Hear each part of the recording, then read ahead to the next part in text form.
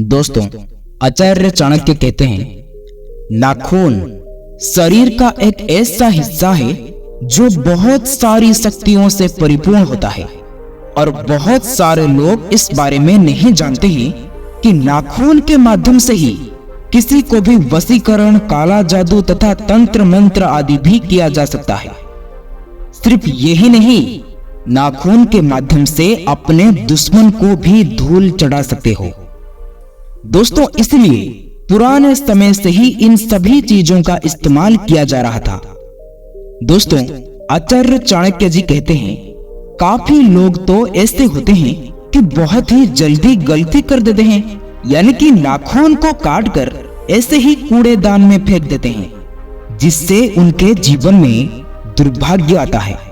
तो दोस्तों, आज की इस वीडियो में कुछ बड़ी ही ज्यादा खास जानकारी के बारे में हम आपको बताएंगे, जिसको अगर आप जानेंगे तो आप अपने जीवन में दुर्भाग्य को सौभाग्य में बदल सकते हैं और अपने दुश्मन को भी बिना कुछ कहे बर्बाद कर सकते हो।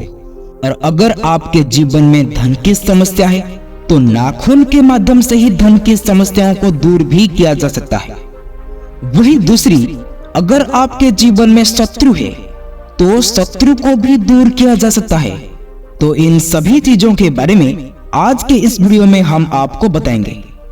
दोस्तों, आपको बता दें कि नाखून शरीर के ऐसा हिस्सा है जिसमें किसी भी व्यक्ति का ऑरा वास करता है।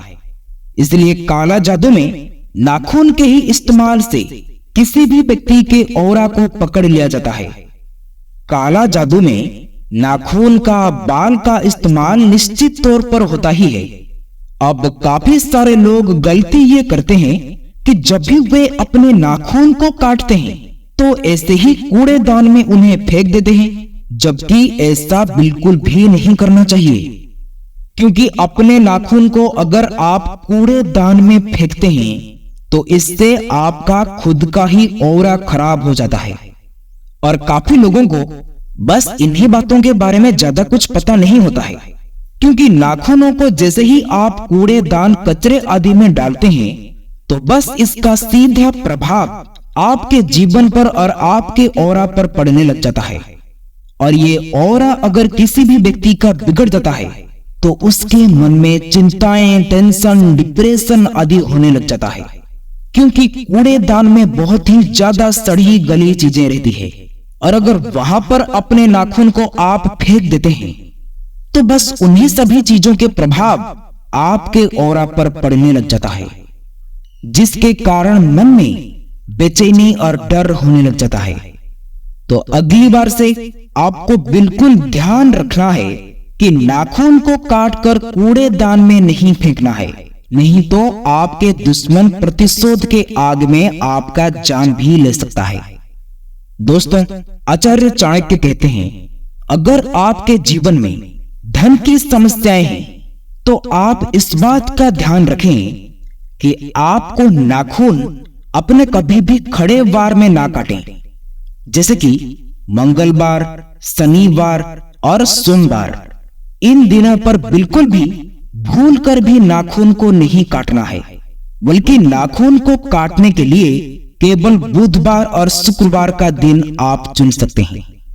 शुक्रवार के दिन को आप इन नाखूनों को काटकर अगर किसी भी बरगद वृक्ष के जड़ में इन्हें डालकर आ जाते हैं, या फिर जो आपके घर में आपने बहुत सारे पेड़ पौधे आदि लगा रखे हैं, आप उन्हीं गमले में भी अपने नाखून को डाल सकते हैं। परंतु शुक्रवार और बुधवार के दिन ही आपको इस्तेमाल करना चाहिए। अगर आप ऐसा ही करते हैं तो इससे आपका ऑरा बिल्कुल क्लीन होने लग जाएगा। यानी कि जितनी भी आपके जीवन में बाधाएं चल रही होती है या फिर कितनी भी धन की समस्याएं होती है, तो इससे बिल्कुल ठीक होने लग जाता है, क्योंकि नाखूनों में ऑरा होता है। और यही अगर आप किसी भी पेड़ पौधे में डाल देते हैं तो उसी पवित्र पेड़ के पौधा का प्रभाव आपके ऊपर पड़ने लग जाता है, जिससे आपके जीवन में आ रही धन की सभी समस्याएं बिल्कुल दूर हो जाती है। ये आप किसी भी पेड़ पौधे में डाल सकते हैं, चाहे पेड़ पौधा तुलसी का हो या फिर समी का पौधा हो, किसी भी पौधे में आप इन्हें डाल सकते हैं। लेकिन अगर आप बरगद के वृक्ष में डालते हैं तो और भी अच्छा है, क्योंकि बरगद के जो वृक्ष का विस्तार होता है वो काफी ज्यादा तेजी से और काफी ज्यादा होता है। यानी कि बरगद के वृक्ष को कोई भी रोक नहीं पाता है। चाहे बरगद का वृक्ष कहीं भी उत्पन्न हो जाए, लेकिन इतना ज्यादा विस्तार अपना फैला देता है कि उसकी जड़ बहुत ही ज्यादा गहराई में मिट्टी तक पहुंच जाती है। तो बस ऐसे ही वृक्ष का आपको इस्तेमाल करना है। यानी कि बरगद के वृक्ष के जड़ में अपने नाखूनों को आपको डालकर आ जाना है।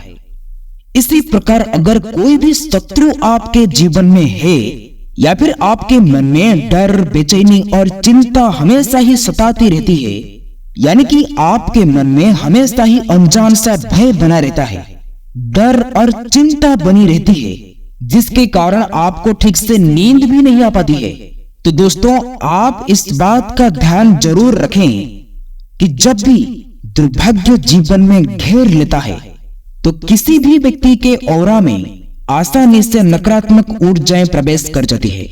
और जब यही नकारात्मक ऊर्जाएं प्रवेश कर जाती है तो यही जीवन को तहस नहस करती रहती है और खुद व्यक्ति समझ ही नहीं पाता है कि आखिर हो क्या रहा है।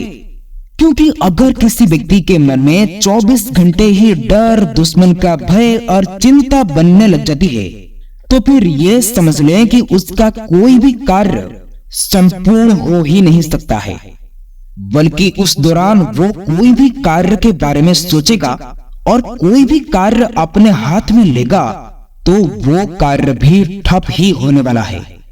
दोस्तों किसी भी कार्य को संपन्न करने के लिए या सिद्धि प्राप्ति करने के लिए मन का सकारात्मक होना बेहद आवश्यक है। तो काफी सारे लोगों के साथ भी यही समस्या रहती है कि उन्हें रात को ठीक से नींद भी नहीं आ पाती है।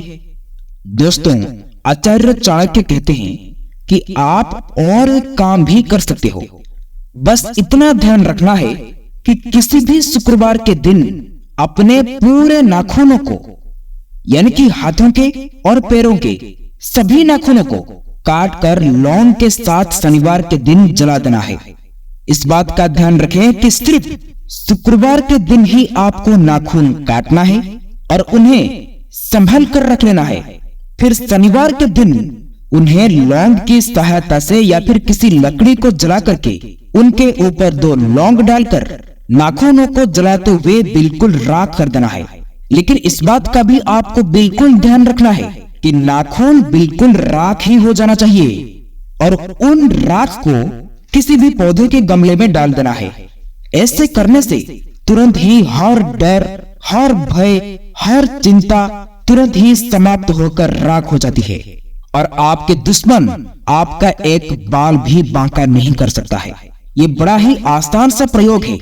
आप इस बात का ध्यान रखें कि जैसे बहुत सारे लोगों को परेशानियां होती है कि उन्हें तंत्र मंत्र आदि हो जाता है, भूत प्रेत आदि घेर लेते हैं या फिर दुश्मन उन्हें कोई काला जादू कर लिया है। क्योंकि काफी लोग हमेशा इसी बारे में ही पूछते हैं कि उन्हें भूत प्रेत आदि का डर बहुत ही ज्यादा अधिक सताता है, जिसके कारण वो कहीं भी जा नहीं पाते हैं, खुलकर किसी से बात भी नहीं कर पाते हैं और जिंदगी का कोई भी आनंद नहीं ले पाते हैं।